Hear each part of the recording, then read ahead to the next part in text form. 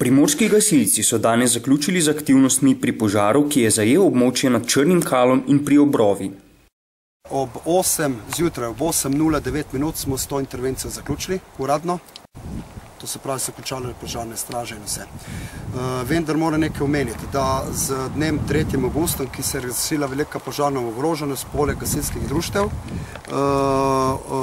hodimo na obhode tudi poklicni gasilci in hkrati dajemo od danes naprej bomo dali kar večji poudarek na tem predelu. Tako da dejansko tukaj bomo še zmeraj prisotni s časoma, po parkrat na dan, po 3-4krat na dan.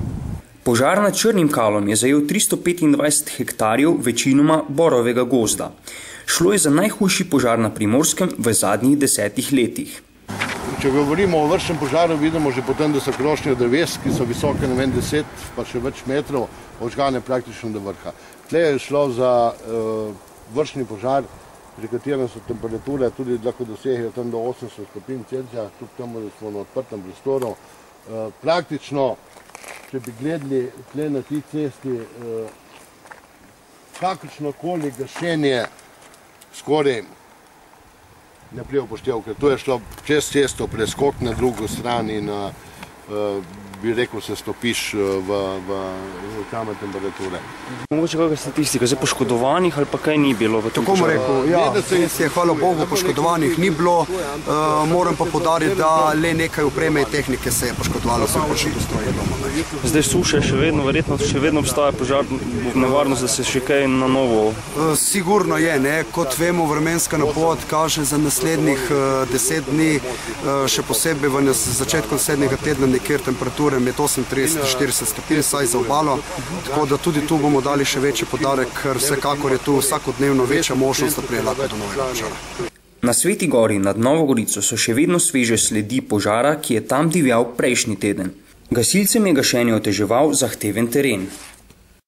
Imamo tak postopek in tako je, prej, ko prije na kraj, prej vode intervencije na kraj, se odloči. In pač tle je bilo jasno takoj, da je velika reč, da je nedostopno in da je slab teren, da je nevarnost taka in drugačna in se je aktiviralo precej društev. Še tak cajt je bil, lih nekaj pretrejo uro in potem so se odzvala društva, kar v redu. Tako da se je pol kar nekaj naredilo že prvi dan, glavne stvari se je pa drugi dan rešilo pol. Nekaj helikopter pomagal, glavno delo naredil pa Kanadader drugi dan na najbolj nedostopen terenu in delo so morali zaključiti pa gasilcev, gasilci noter, po takem. S pogumnimi intervencijami so se gasilci znašli v soju medijskih žarometov. Čestitev jim je državni vrh s predsednikom Türkom na čelu. Mi smo se ob tem vprašali, kakšen odnos ima Slovenija do gasilcev. So kot olimpijski junaki, ki se jih ob uspehih treplja po rami, na to pa hitro pozabi? O tem boste lahko v soboto brali v tiskani izdaji Večera.